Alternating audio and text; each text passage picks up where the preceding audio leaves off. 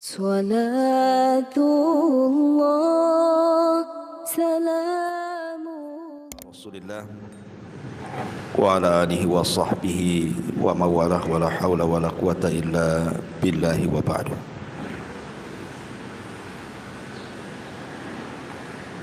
Baik, kita lanjutkan hadis ke 38. An Abi Hurairah radhiyallahu anhu qala qala Rasulullah sallallahu alaihi wasallam Inna Allah ta'ala qala man 'ada li waliyan faqad adhantuhu bil harbi wa ma taqarraba ilayya 'abdi bi syai'in ahabba ilayya mimma aftaradtuhu alayhi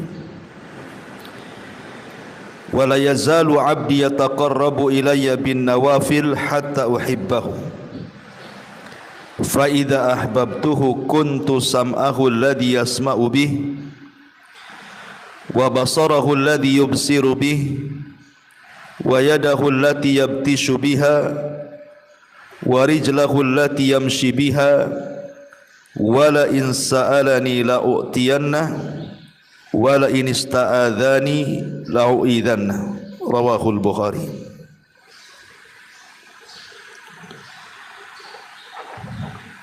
Dari Abu Hurairah radhiyallahu an, dia berkata, Nabi sallallahu alaihi wasallam bersabda, sesungguhnya Allah Subhanahu wa taala berfirman, barang siapa yang memusuhi wali-waliku, maka sungguh aku telah mengumandangkan perang bersamanya. Dan tidaklah seseorang mendekatkan diri kepadaku, seorang hamba dengan sesuatu yang lebih aku cintai daripada apa yang aku wajibkan kepadanya. Dan ketika seorang hamba mendekatkan diri kepadaku dengan yang sunnah-sunnah, sehingga aku semakin mencintainya. Dan apabila aku mencintainya, maka aku akan menjadi pendengaran yang ia mendengar dengannya, dan aku akan menjadi penglihatannya yang ia melihat dengannya, atau aku akan menjadi tangannya yang ia bergerak dengannya, atau kakinya yang ia jalan dengannya. Dan jika dia meminta kepadaku sesuatu, maka aku akan beri dia. Dan jika dia berlindung kepadaku, aku akan lindungi dia.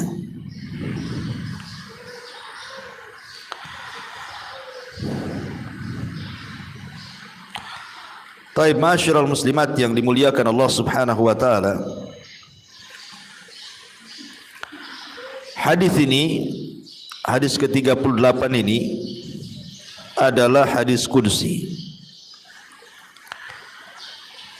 Dan hadis qudsi itu tentu berbeda dengan hadis-hadis biasa, karena hadis qudsi itu langsung dari Allah Subhanahu wa taala, baik secara lafad ataupun secara makna.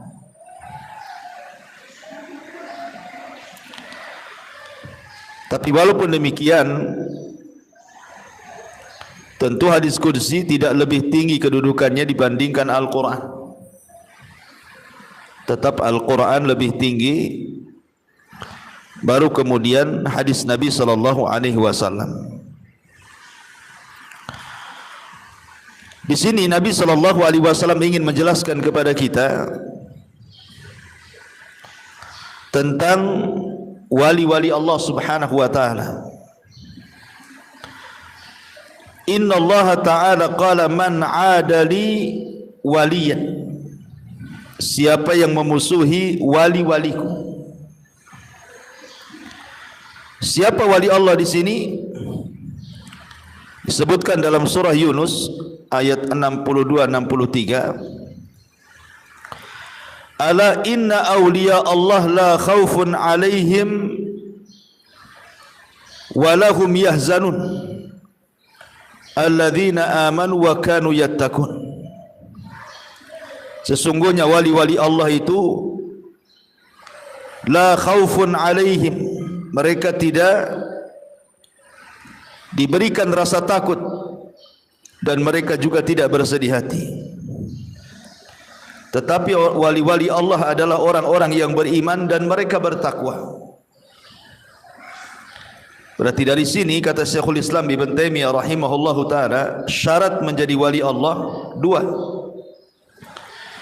Pertama beriman, yang kedua bertakwa.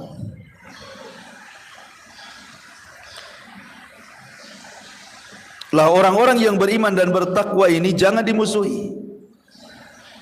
Kalau sampai dimusuhi berarti dia sudah mengumandangkan perang dengan Allah Subhanahu wa taala. Maka di sini Rasul mengatakan man 'ada li waliyan faqad adantuhu bil harbi. Barang siapa yang memusuhi wali-waliku maka sungguh aku i'lankan perang kepadanya. Kemudian setelah itu Rasul mengatakan wa ma taqarraba ilayya 'abdi bi syai'in ahabba ilayya mimma aftaradtuhu alaihi.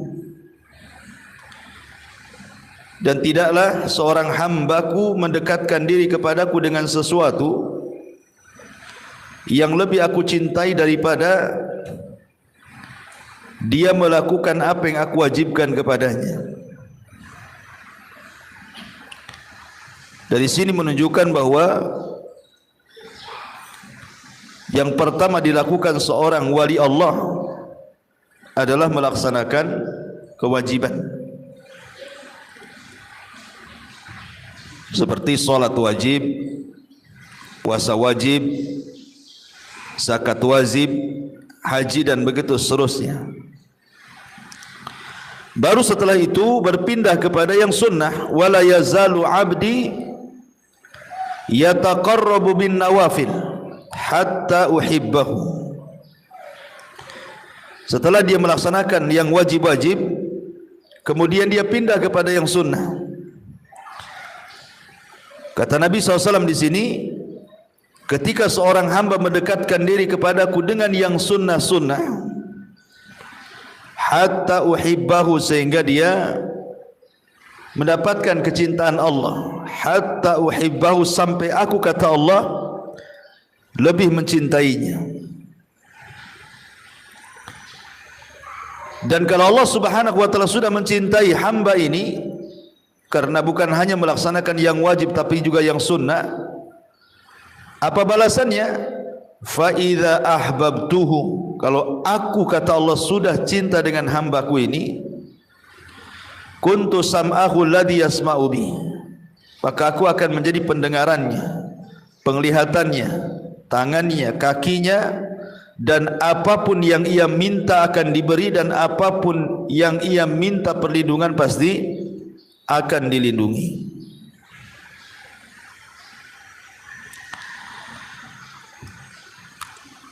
Baik, kita bahas faedah hadis ini. Yang pertama, anna mu'adzata awliya Allah min kabairi dzunub, memusuhi wali-wali Allah termasuk dosa-dosa besar. Tidak boleh memusuhi wali-wali Allah. Dan maksudnya wali-wali Allah di sini maksudnya orang-orang yang beriman dan bertakwa. Yang kedua, penetapan adanya wali-wali Allah,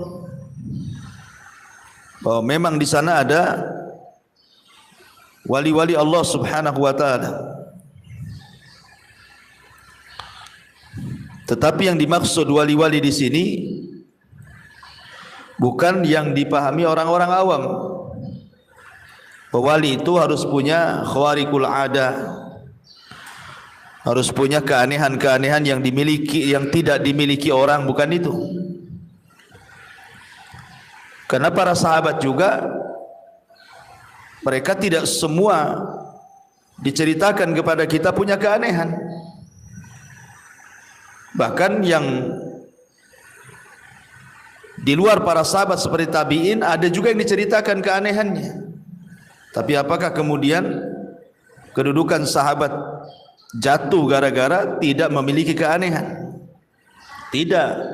Mereka adalah wali-wali Allah yang sebenarnya. Karena syarat menjadi wali Allah itu bukan harus punya karamah, tetapi yang penting dia beriman dan bertakwa, sudah dikategorikan wali Allah. Jadi gampang jadi wali-wali Allah menurut akidah Ahlussunnah wal Jamaah. Cukup beriman dan bertakwa, maka anda jadi wali Allah. Lalu bagaimana caranya beriman dan bertakwa itu? Lakukan yang wajib, kemudian kerjakan yang sunnah. Lakukan yang wajib, kerjakan yang sunnah. Itu syaratnya menjadi wali Allah. Dan yang sunnah juga bertingkat-tingkat kan gitu ya. Terutama solat. Maka solat, setelah solat wajib yang paling utama adalah solat rawatib. Setelah wajib itu yang paling utama adalah solat rawatib. Baru setelah rawatib di bawahnya sunnah muakkadah. Sunnah muakkadah. Baru setelah di sunnah muakkadah di bawahnya ada disebut nafilah. Disebut nafilah. Sunnah tapi nafilah, sunnah biasa.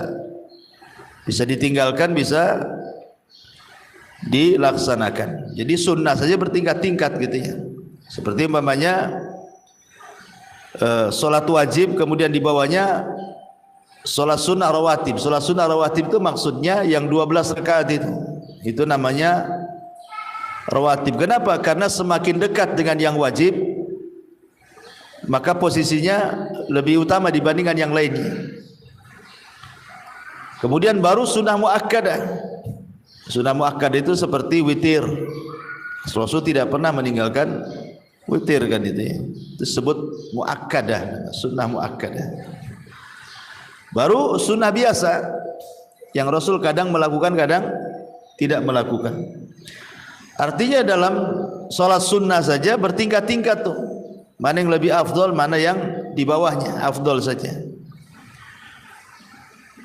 Lah di sini Nabi SAW mengatakan, ketika seseorang melaksanakan kewajiban kemudian semua sunnah dia kerjakan, maka jadilah dia wali Allah Subhanahu wa ta'ala. Kemudian yang nomor 3, penetapan adanya perang melawan perang dari Allah Subhanahu wa ta'ala. Penetapan bahwa Allah Subhanahu wa ta'ala akan mengajak perang kepada siapapun yang memusuhi wali-wali Allah. Bahkan bukan hanya Allah mengumandangkan perang dengan musuh-musuh yang memusuhi wali-wali Allah. Di dalam Al-Quran surah Al-Baqarah ayat 279 Allah mengatakan ketika bicara tentang riba, fa illam taf'alu fa'dhanu biharbin minallahi wa rasulih. Kalau seandainya mereka tidak berhenti dari riba, maka mereka sama saja dengan mengumandangkan perang melawan Allah dan Rasulnya. Ini pun perkara-perkara yang mengundang kemurkaan Allah dan Allah siap perang melawan mereka. Kemudian juga di dalam surah Al-Maidah ayat 33-nya bukan hanya bicara soal riba, tetapi bicara soal qutta'ut turuq, para perampok, para perompak. Allah mengatakan, innama jazaa'ul ladzina yuharibuna Allah wa rasulahu wa yas'auna fil ardi fasadan an yuqattalu aw yusallabu aw tuqatta'a aydihim wa arjulahum min khilafin aw yunfaw minal ardi. Hanya saja balasan orang-orang yang mereka memerangi Allah dan Rasulnya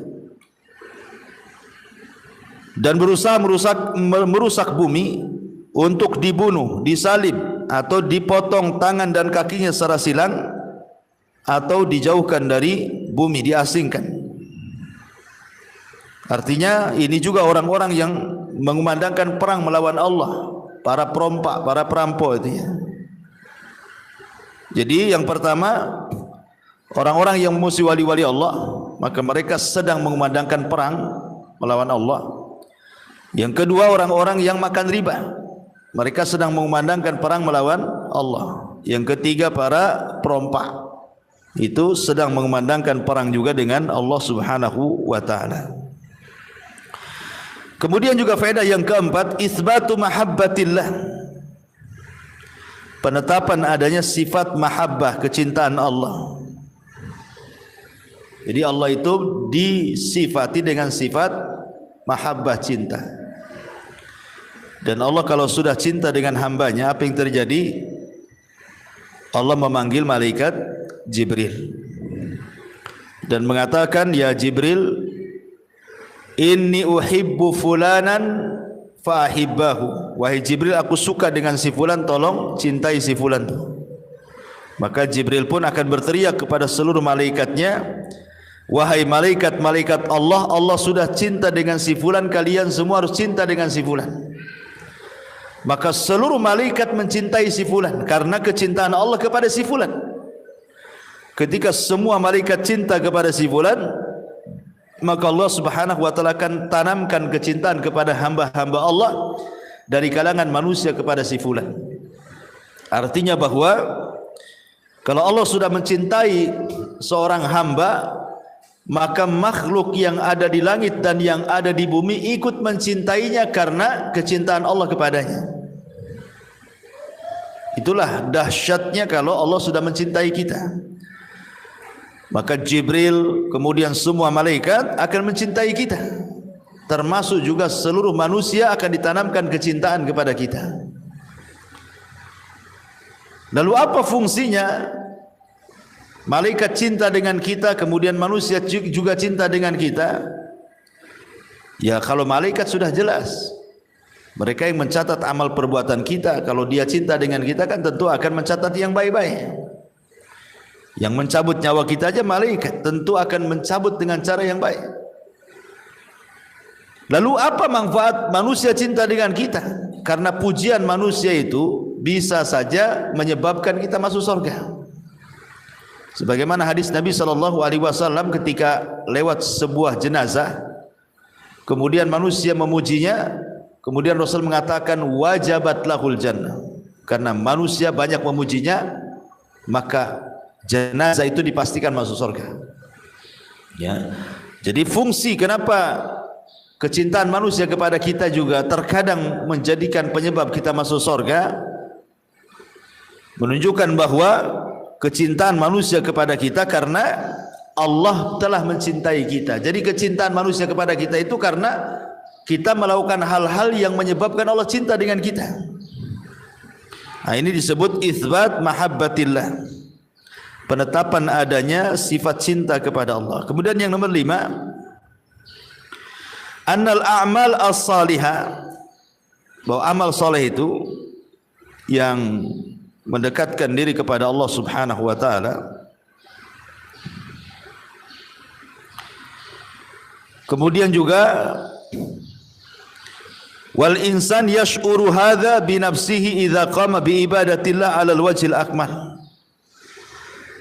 min al-ikhlasi wal mutaba'ati wa hudhuril qalbi ahassa bi annahu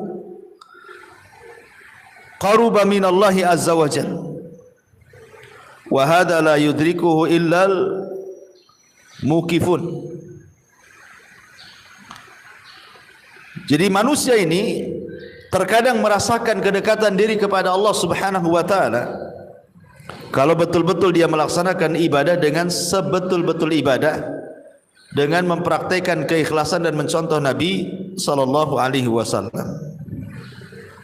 Dan ini bisa kita rasakan ketika ibu menghabiskan waktu-waktunya untuk ibadah kepada Allah.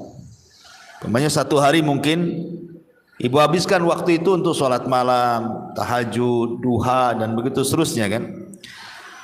Puasa lagi kan. Maka ibu akan merasakan kedekatan diri kepada Allah Subhanahu wa taala. Itu kita bisa rasakan gitu ya.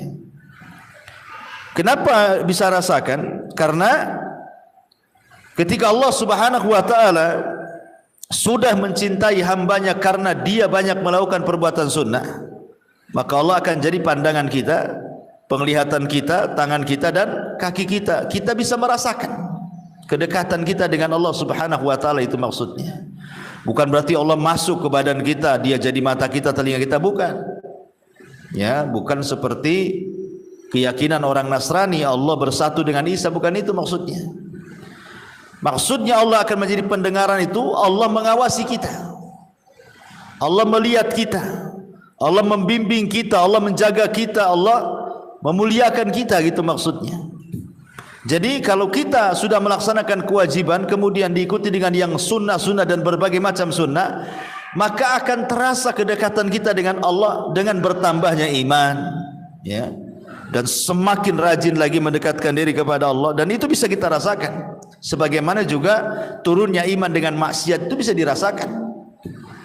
Ketika mungkin ibu banyak maksiat dan jarang ibadah, itu untuk memulai aktivitas ibadah itu malas dia, ya, dan itu bisa rasakan, oh iman kita sedang turun gitu ya.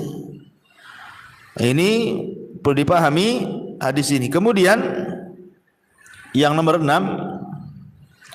anna awamirallahi azza wa jal kismani, bahwa perintah-perintah Allah itu ada dua macam. Ada faridatun wajib, nafilatun sunnah. Pertama, kewajiban ini tidak boleh ditinggalkan. Kewajiban itu tidak boleh ditinggalkan. Kalau dia meninggalkannya dia dosa. Kemudian yang kedua sunnah. Sunnah ini artinya zaid anil faridah. Dia tambahan pahala yang dinasabkan kepada salat wajib. Dan itu pun bertingkat-tingkat, sudah saya jelaskan. Ya, seperti contoh salat sunnah tadi. Kemudian yang nomor 7, tafadulul a'mal min haitsul jinsi. Bahwa di sini ada keutamaan satu amal dengan amal yang lain sesuai dengan jenisnya. Jenis yang wajib tentu lebih tinggi dibandingkan jenis yang sunnah. Dan dalam segala hal dari seluruh amal-amal soleh yang diperintahkan kepada hamba-hamba Allah, Allah jadikan satu dengan yang lain itu tingkatan, agar manusia bisa memilih mana yang lebih afdol dibandingkan yang hanya keutamaan saja atau mungkin kurang utama. Kemudian yang nomor 8, al-hatsu ala kathratin nawafil. Ada dorongan di sini dalam hadis ini untuk memperbanyak melaksanakan yang sunnah-sunnah. Kemudian yang nomor 9, inna kasratan nawafil sababun limahabatillah. Bahwa memperbanyak yang sunnah itu penyebab kecintaan Allah Subhanahu wa taala kepada kita. Kemudian yang nomor 10, annallaha idza ahabba 'abdan saddadahu fi sam'i wa basari wa yadi wa rijli. Allah kalau sudah mencintai seorang hamba, maka Allah akan luruskan pendengaran hamba itu, penglihatan hamba itu, tangan hamba itu, dan kaki hamba itu. Kemudian yang nomor 11, annallaha idza ahabba 'abdan ajaba mas'alatahu. Allah kalau sudah suka dengan hamba, pasti permintaan hamba yang disukainya akan diberi. Makanya di ujung hadisnya, wa in sa'alani la'utiyanna. Kalau dia minta kepadaku pasti aku akan beri. Artinya kalau hamba itu sudah dicintai Allah, apapun permintaannya pasti Allah kabulkan. Kemudian yang nomor 12, karamatu al-awliya 'ala Allah. Kemuliaan wali-wali Allah di sisi Allah Subhanahu wa taala, di mana siapapun yang memusuhinya pasti menjadi lawan Allah Subhanahu wa taala. Dan itu karamah, bahwa wali-wali Allah itu dicintai Allah. Jangan sampai dimusuhi, karena musuhi wali-wali Allah sama dengan melakukan dosa besar. Dan sekali lagi bahwa menjadi wali-wali Allah tidak disyaratkan untuk munculnya sebuah karamah. Karena keanehan di dunia ini, yang pertama mukjizat, itu diberikan kepada para nabi, mukjizat. Yang kedua irhasat, irhasat juga diberikan kepada para nabi. Cuman bedanya kalau irhasat, keanehan itu terjadi sebelum diangkat jadi nabi.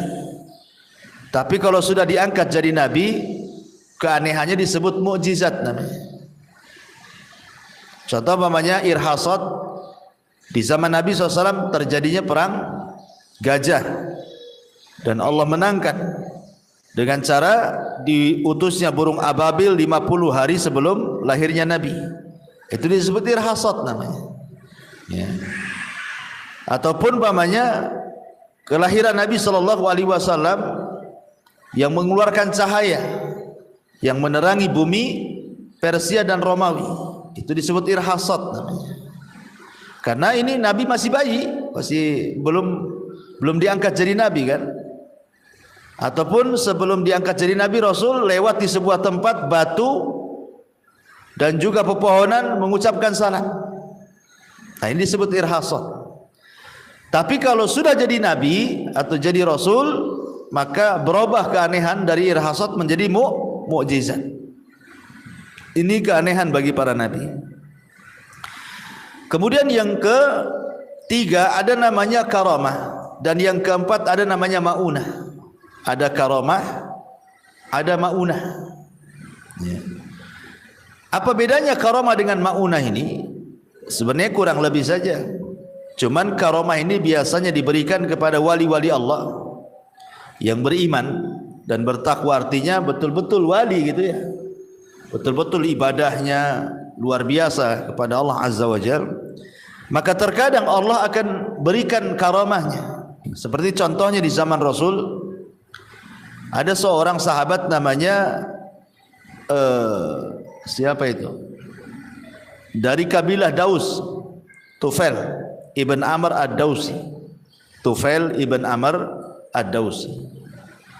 Tufail ibn Amr ad-Dausi ini ingin berdakwah kepada kaumnya.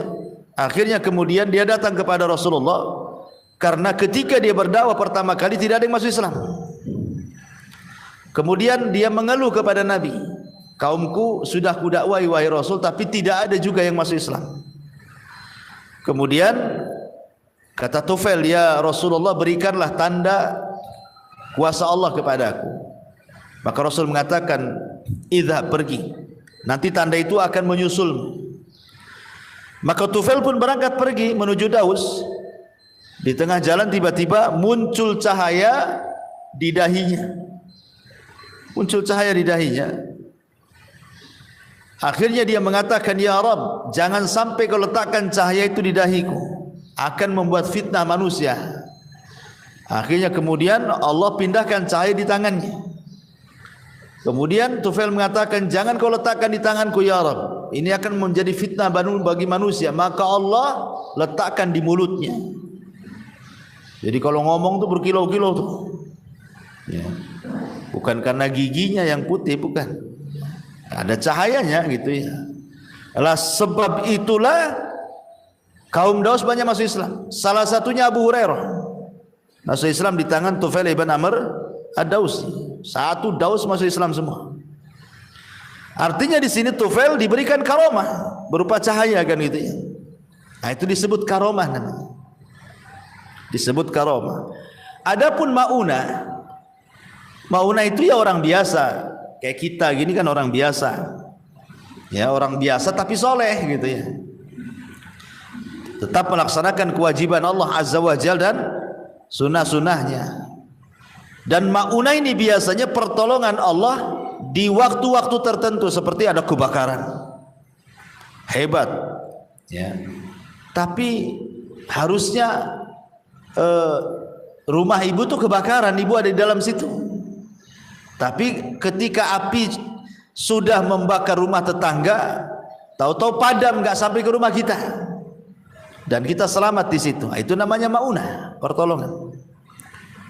Seperti seorang syekh itu bercerita, jadi ada seorang laki-laki, dia sedang berbincang dengan kawannya, tiba-tiba ada asap mengepul dari kejauhan dan mengatakan, itu rumahmu ya, yang ada asap itu?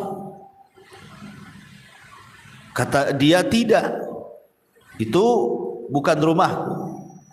Kemudian kawannya ini mengatakan, bahkan rumahmu sedang kebakaran, lihat asapnya semakin mengepul ke langit. Kata kawannya, tidak, rumahku tidak mungkin kebakaran. Kemudian dia tetap mendesak, lihat asap itu betul-betul dari atap rumahmu, katanya. Dia mengatakan, tidak, itu bukan rumahku, karena sebelum aku pergi, ketika aku keluar rumah, aku membaca bismillahi la yadurruhu ma'asmi syai'un fil ardi wala fis sama wa huwa samiul alim. Aku berdoa sebelum aku pergi, aku berdoa dengan doa ini, bismillahi la yadurruhu ma'asmi syai'un, katanya, dengan menyebut nama Allah Subhanahu wa taala. Dia berlindung kepada Allah Subhanahu wa taala dengan namanya dari sesuatu yang memadaratkan dia di langit dan di bumi. Dan Allah zat yang maha As-Sami, mendengar, dan Al-Alim, mengetahui. Dengan pede yakinnya, enggak mungkin rumahku kebakar, karena aku berdoa dengan doa ini sebelum keluar, gitu. Akhirnya betul-betul dilihat, memang betul, rupanya yang terbakar itu rumah tetangganya, bukan rumah dia.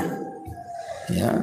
Jadi kalau seandainya rumah ini kopel gitu ya, apinya itu hanya membakar rumah sebelah saja, rumah kita tidak, gitu. Itu disebut maunah namanya, pertolongan kan itu. Pertolongan dari Allah. Dan ini bisa saja diberikan kepada yang beriman, yang beramal soleh, walaupun tidak sampai tingkatan wali-wali Allah yang mungkin keilmuan mereka luar biasa, gitu. Disebut maunah. Berarti sudah ada irhasat, ada mukjizat, ada karamah, ada maunah, ya. Kemudian keanehan yang lain disebut juga sihir, ya. Sihir itu tentu hanya dimiliki oleh syaitan lewat tangan-tangan para dukun, ya. Kemudian juga yang nomor 6 ada disebut dengan, selain daripada sihir itu, apa namanya, ihanah. Ihanah itu dalam rangka menghinakan, seperti umpamanya yang terjadi dengan Musailamah al-Kadzdzab. Jadi ketika ada orang datang kepada Musailamah al-Kadzdzab, orang ini buta matanya sebelah, yang satu melihat, yang satu buta. Kan kita tahu bahwa Nabi SAW itu sering mengobati orang dengan ludahnya. Seperti ketika Ali radhiyallahu an sakit matanya di perang Khaybar, oleh Nabi ludahi, kan sembuh tuh Ali itu, kedua matanya sembuh. Padahal dia tidak bisa melihat lagi karena separahnya sakit kedua mata itu, tapi oleh Nabi cukup diludahi, sembuh. Itu namanya mukjizat. Sehingga ketika Musailamah al-Kadzdzab ini ngaku nabi, ya ngaku nabi otomatis kan harus ada mukjizat ngaku nabi. Jadi ada orang yang buta sebelah datang kepada Musailamah al-Kadzdzab minta diobati. Kemudian diludahi mukanya, malah buta dua-duanya. Bukannya sembuh yang satunya, malah buta dua-duanya. Kalau Nabi itu kan sembuh dua-duanya kan itu ya. Ini kalau diludahi malah dua-duanya pula buta gitu ya. Itu disebut ihanah namanya. Berarti nabinya bukan nabi asli, tapi nabi palsu gitu maksudnya. Dalam rangka dihinakan oleh Allah Azza wa Jalla.